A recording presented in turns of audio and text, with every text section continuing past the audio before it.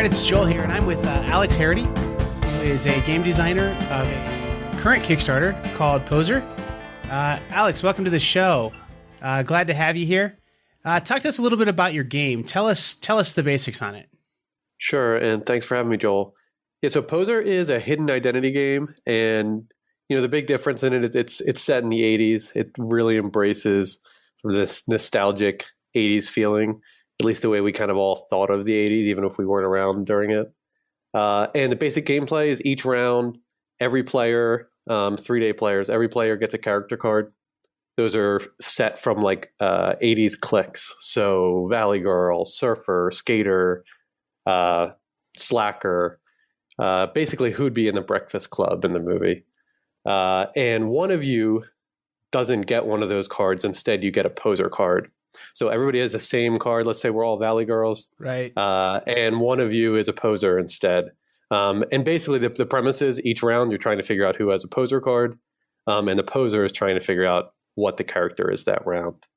And then, the other basic mechanic is each round a location is turned over. So a place like the pool or the arcade, and a scene. So a setup that says something happens. So they're all based off of kind of 80s tropes. So, something around E.T. showing up and what happens next, or you're got to ask your crush to the prom, or Karate Dojo is challenging you to a match. Sure. And you basically continue that story as a group while trying to figure out who doesn't know that we're all Valley Girls, who's the Poser, and the Poser is trying to figure out, what the character is. So why I like your game, what first appealed to me about this game is I'm a fan of Spyfall, which this definitely has some feels of Spyfall to it and Chameleon. But the problem with those games is if you have people who aren't hyper creative or really quick to think on their feet, they can't do it. They can't think of good questions to ask. They can't think of good ways to conduct themselves. And I thought those story starters that you put on there is like a nice scaffold for people to be able to jump into a character. So that's what I really kind of liked about your Kickstarter. That's really a neat thing on it. Yeah, I mean, that's great to hear because that you described me. I think I love those type of games too, but I do think that I often blank, when it's my turn and I don't know what to ask the person or what topic to go on. And it kind of kills the vibe.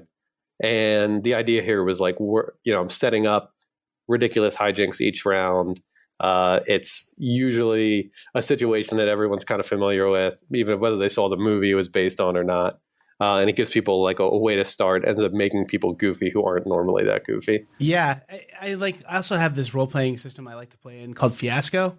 And it's basically you play out a Coen's Brothers movie. And it's craziness just ensues. But this game kind of, to me, those little paragraph starters and then the characters that we're all playing kind of almost sets up a really light version of that too. So it's almost like you get people into role playing a little bit without having to do all the, rolling up characters and dice and things like that. So pretty neat. The other thing I really liked about your game too, Alex, was the colors on it. I was born in 1980. So I was a little kid in the 80s and, man, I love the 80s stuff. So Dinosaur Island, when I saw that game, it hit me hard in the feels. And this game too, the color palette you guys chose for this is exactly what I remember the 80s being all about. So the art on this is just really beautiful. And it seems like the artist that you have that did the art in this, he's somewhat renowned. He's a legit deal here. Yeah, actually, I should say. So, she is a Japanese artist, and oddly enough, she's been around for years. So she was actually a big inspiration for the game in general. So, I knew that I wanted to make a game in this sort of genre. I had some ideas of the mechanics, and I, unrelated to that, also really admired her work. So I wanted to kind of capture the feeling that she has in her work, which is yes, 80s nostalgic, but it also feels like something's a little bit off. And part of that might be she's a Japanese artist that's never even been to America. She just has an idea of what the 80s was, and I think she captures it amazingly. But something feels a little off, and that's kind of the way it is when you play this game, where this one character is off, or the scenes are kind of a little weird. Yeah, I mean, I love that time period. I am also was a kid in the 80s. Don't remember it in a way wasn't a high school student in the 80s. But I also have this memory of it and kind of wanted to recreate how I pictured it. I think of Poser more as like the idea of the 80s rather than maybe exactly what it was like. Well, and then for those of us that were like 10 when the 80s ended, you have the 90s deck in there too that you can kickstart as well. Yeah, and that's been much. Most people end up buying that too, and it's probably from the demographic that this appeals to in general, and maybe the large group of friends that I probably tapped into once the Kickstarter started. That they're also more kids of the 90s and grew up most of their years in the 90s. Yeah, absolutely. And then I'm happy to see you guys are off to a really nice start on this. By the time you're hearing this as the audience, you'll have a few days to go check it out.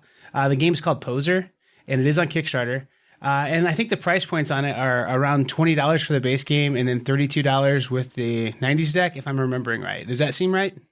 Yep, that's exactly right. Yeah, and we're a week in right now. We're somewhere around 40% to the goal. So we've got a couple things planned. So hopefully we'll do okay. We're optimistic right now. Yeah. The last Kickstarter that we talked to on the show here, the primary, which I think just funded and just closed today, he was a little behind your pace, and he ended up having a strong push. So I'm really optimistic too. I think you're going to fund. I think it's a cool game. I really like it. Are there any plans for this to? Are you going to take this Kickstarter and then maybe produce a small retail batch, or maybe do something with the trade shows this summer? Maybe not this summer, but at some point the Gen Cons and Origin shows, do some sales there, or is this going to be a Kickstarter exclusive? Definitely going to be at PAX Unplugged in October, or I guess it's November this year. So it kind of just times well. I'm from Philly, and loved the show last year. A long time PAX East goer, so it was great having it nearby, and would love to kind of be part of the show in that way. So assuming all goes well and the Kickstarter succeeds, then I should be there as well, and hopefully we'll produce enough of these that you'll see them in stores afterwards. But that said, you never know. So get on the Kickstarter if you're listening. The only people who that should be important to are people who listen to this show like in June or July, because if you can get on the Kickstarter, do it. That's always the way to go. Support artists, support innovation and cool things happening. And then, you get the extras too. So you can't complain about that usually. So what are some things that you do have planned, or what are things that you can tell me about what's going to happen with your campaign here in the next few weeks? Yeah, sure. So, a lot of the interest does come around the look, the color palette and the art. So the artist is going to be doing some promotions, and I think she actually just started this morning. So she's got a pretty big following online. So she's going to be promoting it. I've got a few other things like this lined up to start talking to people. And then I've got, some paid marketing with Facebook ads and sharing a bit. So hopefully keeping the momentum. This is my first Kickstarter. So, it's a weird experience where you have a huge first few hours where you're able to get everybody who you've been playtesting with and talking to, and your friends who will like quickly hop on and back it. And then there's like a little lull, and you've got to try to find a way to like keep that momentum going. So I've been preparing for a while. So hopefully it keeps going, and, had good responses so far. There hasn't been like an empty day or anything. The sales have been relatively steady, fortunately. Sure. And they always seem to pick up towards the end too. I'm optimistic for you, Alex. I think it's going to be a success. I'm banking on it because I'm going to back it myself. So it looks like a neat little game. Awesome. Thanks, Joel. So what made you decide to go the Kickstarter route? I know that it's a really nice way to figure out your pre-orders and a nice way to get funding for a startup. So for you seem like a nice fit for it, but were there any other thoughts that you had, maybe independent publishing outside of Kickstarter or anything like that? Or was it just, no, this is a Kickstarter project? Yeah, I definitely wanted to think about all the different routes. So I kind of did, go through the pluses and minuses, but it really wasn't much of a contest, just because the one thing I like about Kickstarter is it sort of forces you to have all your ducks in a row for a date. And then there's this 1 month sort of intense period. Whereas if you're publishing on your own, it's more of a prolonged sort of roll out, and obviously you have to put up more money to start. I'm using not cheap art, so there's a pretty substantial fixed cost here to get started. So being able to guarantee some pre-orders through Kickstarter is like a bit a no-brainer, and I definitely wanted to do this independently, so I haven't approached any publishers. Yeah, fantastic. We just talked to Jamie Stegmeyer last night, who's kind of on the opposite end of Kickstarter. He's done the Kickstarter thing quite a bit, and has decided to actually leave Kickstarter. But he talks a lot about the pros and cons of Kickstarter, and I think people who heard my interview with Jamie would have been a week ago now when you're listening to this. Hear me talk about why I really appreciate his approach with Kickstarter, and I appreciate yours as well. I think you're the ideal person to be on Kickstarter doing what you're doing. So it's a great platform for what you're hoping to do here. And it looks like a really nice product that you guys have a lot of thought put into. So it's a well done Kickstarter, I guess is what I'm really trying to say. You don't have, Sharpie on pizza boxes that you're trying to sell. You've got a nice finished product. There's a nice set of rules up that you can see. And it's something that, is reasonable, what you have figured out here. So I definitely would encourage all you guys to go check out Poser on Kickstarter. And if you can't find it on Kickstarter, go to our Facebook page, the Board Game Mechanics Facebook page. We'll definitely have the link up there, pinned on the top for a little bit here. So look for it there. We have poser.fun, the website. So that's our, will be our site once Kickstarter ends. Right now, it just redirects to the Kickstarter. But yeah, I think you hit on the head why it works for me. And, I obviously Jamie was a great resource during all this planning for, how you should run a Kickstarter, even if he's not doing it now. It's, he's kind of wrote the Bible on his site for Absolutely. How to do this. So, it was a really good resource. And I think, I did things a little bit differently here in that, I tried to put a lot of time and thought and some money into the production values of this so that it doesn't really look like an independent product, seeing it in your hands. But, I'm not also didn't do the route of, approaching a lot of reviewers or people in the gaming industry, because the truth is this is like a really fun party game. It's the type of game you play for an hour before you play something like really serious. It's great, drinking with friends, with people who don't play games all the time. So it has a little bit of a different demo than like the more hardcore strategy games that like I do love, but a lot of my friends aren't as interested in. Maybe my wife wouldn't play. Yeah, I absolutely think you've got a good product here, and it does look really nice. We've said that a couple times now, but it's definitely worth looking at the art. This being an auditory medium, you can't see that art, so go check it out though, for real. It's neat. It looks like the Atari was trying to do more than it should. That kind of cool pixel art, I don't know, with a great just palette, a great color scheme.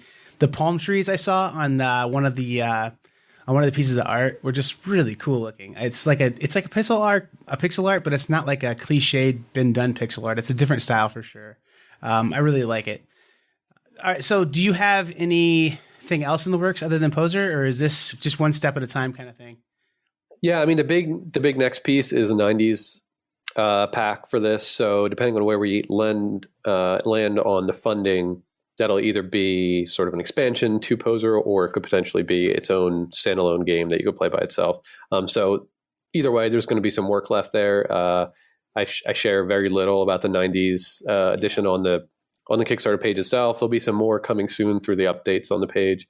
But the truth is I have artists lined up, but it's not Yoko Honda. It's actually like a few different artists working on it. I tried to do something a little different to try to capture like very different types of 90s feel. And I still have a decent amount of work to do there. So that's shipping separately from the main Poser game. That's going to ship closer to the end of the year for backers. So there's admittedly quite a bit of work there left just on the creative side.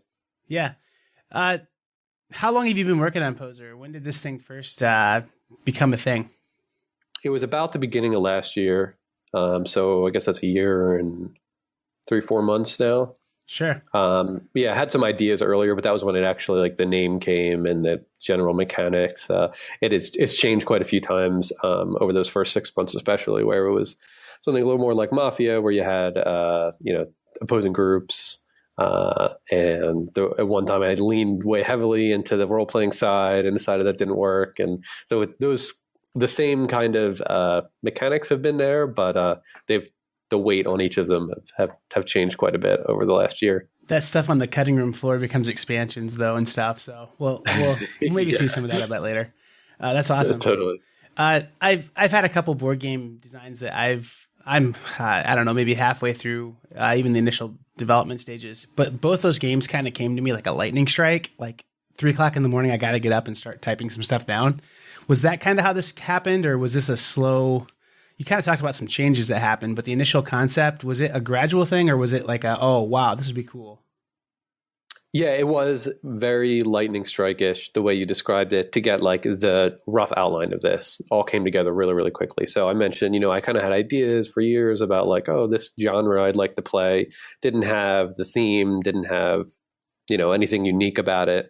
And then it was a combination of like looking at some Yoko Honda artwork and thinking like, oh, this feels like the 80s. I want to capture that feel. What was the 80s? And all of a sudden it all came together where it was this, it's a click, one person is off, you tell a story, and all that sort of came together within, I don't know, an hour or something. Sure. And then for a long time, I was using prototypes and using her artwork, having never reached out to her, just assuming that I was going to find someone who could capture a similar feel, thinking like, oh, she probably wouldn't do this.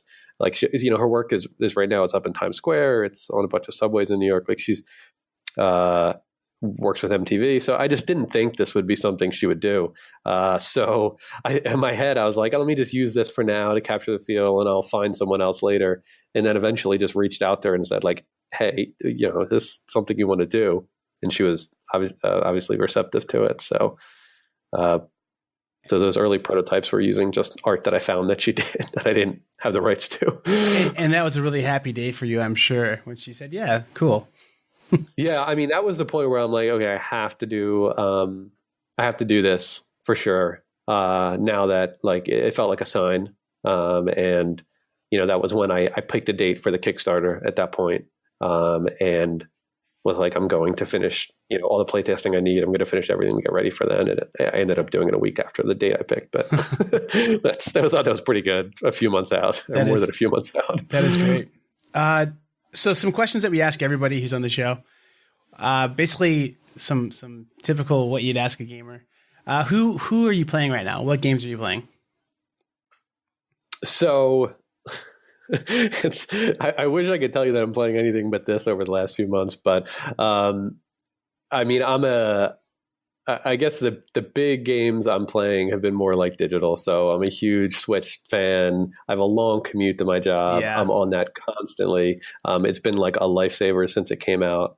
And then one of my clients, I work at a digital product agency. One of our clients is Epic Games. So playing a lot of Fortnite, just because it's kind of, I feel like I owe it to my client, and it's also super fun. So you heard it here from Alex first. Fortnite's coming to Switch. I hope so. That would be like the perfect marriage there. I hope so too. Yeah, we've been privy to some insider info, but that one I don't know yet, and I wish I did. But so that's on the digital side, and then on the tabletop side, it's been so much poser testing, and then testing every other type of hidden identity game. So obviously, like Secret Hitler and Spyfall and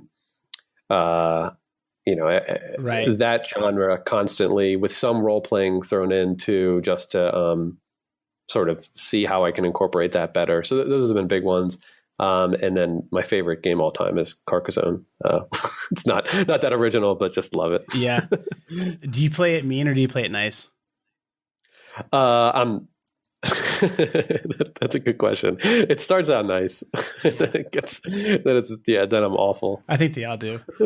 Yeah. Fantastic. Well, then we always close with a couple of just, I want to just kind of get your reaction on these. So, just something to think about here is cereal soup? No. I don't know. I might take the other side of that one. No, it's not. Well, Well, then what's soup? Something floating in liquid? Well, a suspension of food in a liquid. Yeah, I think this might be a whole nother interview we need to do. I don't know. Yeah. How do you feel about pineapple on pizza? It's a travesty. Okay, I like you after all. If you were a mad scientist, what scientific experiment would you run if money and ethics weren't an issue? What would be the Kickstarter you would do if you didn't have to care about money or ethics? Oh man, I guess I clone my bulldog in a. Oh, that's awesome! I have a bunch of her running around, and we can back that. So we can kickstart a clone of your bulldog. That's pretty awesome. Yeah. Although I hear about I guess some celebrities have actually cloned their animals, and whenever I hear that, I think it's just a terrible idea. But that it's the fact that my mind went straight there makes me think that I would do it too if I was some famous celebrity. Yeah, I'm not going to say I wouldn't either. Probably do it too. I'm going to be honest. You know what? I guess if I was a mad scientist, I would just try to get her to be around forever. Let's work on some life altering thing. Not me, not my kid. My bulldog. The first thought. That's I sound like a terrible person here. Yeah. So let's go ahead and close out with tell me a little bit more about the Kickstarter. Give us a wrap up. Yeah, great. So hope you guys all check out Poser on Kickstarter. So it's we're in week. So I don't know, when is this going? This will be live the 27th. So I think you'll have about a week to get to it, guys. Excellent. So about a week left. If you like hidden identity games, if you're looking for a good game for a party, it's the type of game you play for, an hour at the beginning of the night, get people loose, get people talking. It's great with a beer in your hand. And if you miss the 80s, then it's a really great reminder, or you at least think you would have missed the 80s if you're around for it. Then this is a great way to kind of get in touch with that and remember things that you're seeing in Stranger Things on TV or any of the other kind of like retro 80s shows that have been around lately. Yeah, go check it out, Poser. Really neat artwork, really neat color palette. Do please check it out.